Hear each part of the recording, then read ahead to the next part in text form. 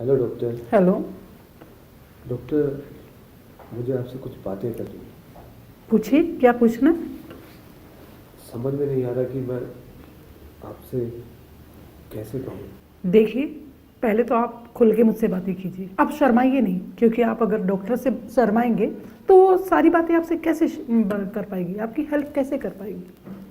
Doctor, मेरी उम्र तकरीबन 30 साल है और मेरी शादी को लगभग 1 साल होने वाला है और अभी तक हमारे कोई औलाद नहीं है। अभी हमने तैयारी भी नहीं करी, ऐसी बात है। अच्छा। और अच्छी जॉब है, सब कुछ अच्छा है, सुंदर वाइफ है। अच्छा।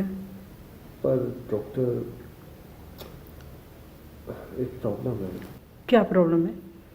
डॉक्टर, दरअसल बात यह है कि मैं अपनी वाइफ को खुश नहीं रख पाता।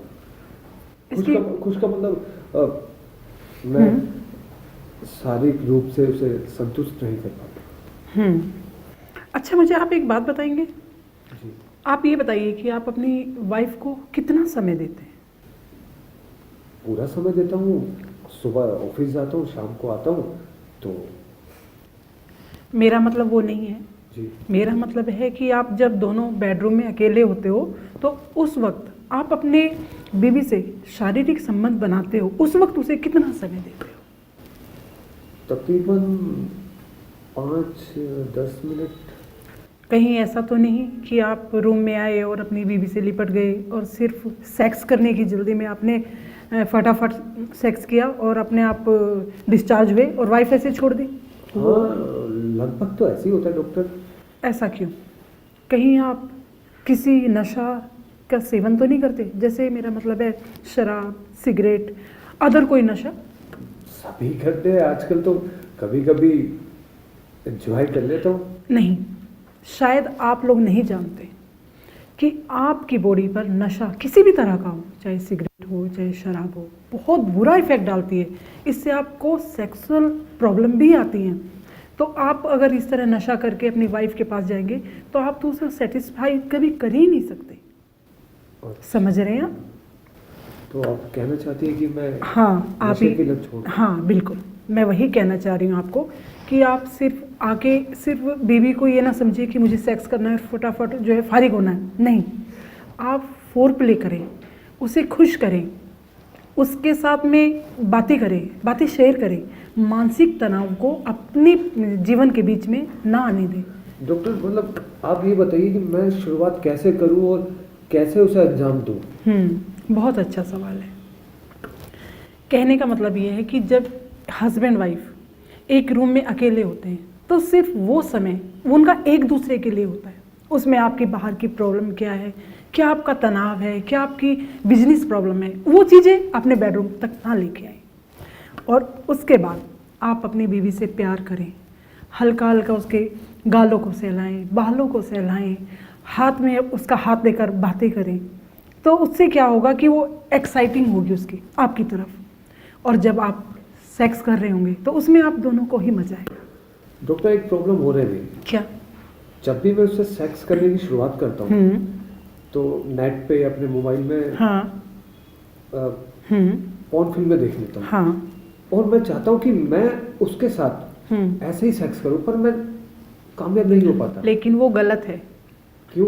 क्योंकि ये जो आप पॉर्न मूवी देखकर आप चाहते हैं कि अपनी वाइफ के साथ में आप इस तरह के रिलेशन बनाएं, क्योंकि वो सिर्फ एक पॉर्न स्टार हैं जिनका काम यही है सेक्सुअल फिल्में बनाना और मार्केट तक पहुंचाना, जिन्हें देखकर आप जैसे लोग बिगड़ रहे हैं, अपनी वाइफों पे इस तरह के एक्सपेरिमेंट करते हैं, जो गलत है। क्योंकि एक हाउस वाइफ इस तरह के एक्सपेरिमेंट नहीं चाहती कि उसका पति उसके साथ इस तरह की हरकत करे और सिर्फ अपने लिए सेक्स करे जिससे कि वो डिस्चार्ज हो जाए।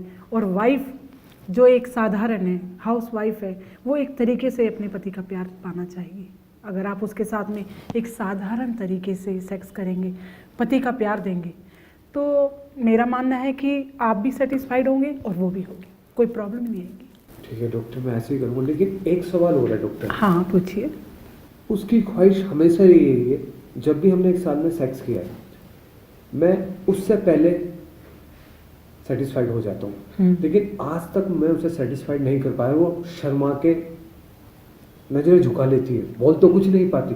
कहीं ऐसा ना हो डॉक्टर कि मेरी गैर मौजूदगी में वो किसी और से ना संबंध बना ले। हो सकता है, हो सकता है। ऐसा भी हो सकता है, क्योंकि आप उसे सेटिस्फाइड नहीं कर पा रहे हैं, तो हो सकता है कि वो अपनी दिल की तसल्ली के लिए कहीं और इन्वॉल्व हो। लेकिन आप कोशिश करें, आप कोशिश करें। अगर आप कोशिश करें तो आप उसको अपना प्यार देके अपनी तरफ ला सकते हैं, उसको गलत राह पे भटकने से रोक सकते हैं। आपको ये कोशिश करनी होगी। सबसे पहले आपको किसी भी तरह का नशा नहीं करना है, बल्कि उसको सही हालत में जाके उससे बातें करनी है, उसका माइंड डाइवर्ट करना है, अपनी तरफ खींचना है। फिर आप देखिए आपकी मैरिज लाइफ कितनी एंजॉयमेंट होगी। डॉक्टर टोटल मिला के मुझे आपकी 3 बातें पूरी तरीके से समझ में आ चुकी। वो क्या? पहली बात, नशे हाँ, छोड़ना पड़ेगा। बिल्कुल। दूसरी बात, अपनी बीवी को वक्त देना पड़ेगा। बिल्कुल। जैसे कि आपने बताया कि जाते ही मुझे सेक्स नहीं नहीं, करना, हाँ। दिल की बातें करनी है, उसके होठ, उसके गाल, हाँ। उसकी बॉडी, सहलाना। सब कुछ। और तीसरा, उसके प्रति मुझे वफादार भी रहना होगा। बिल्कुल। क्योंकि मैं आपसे एक बात अभी तक छुपाई है। क्या?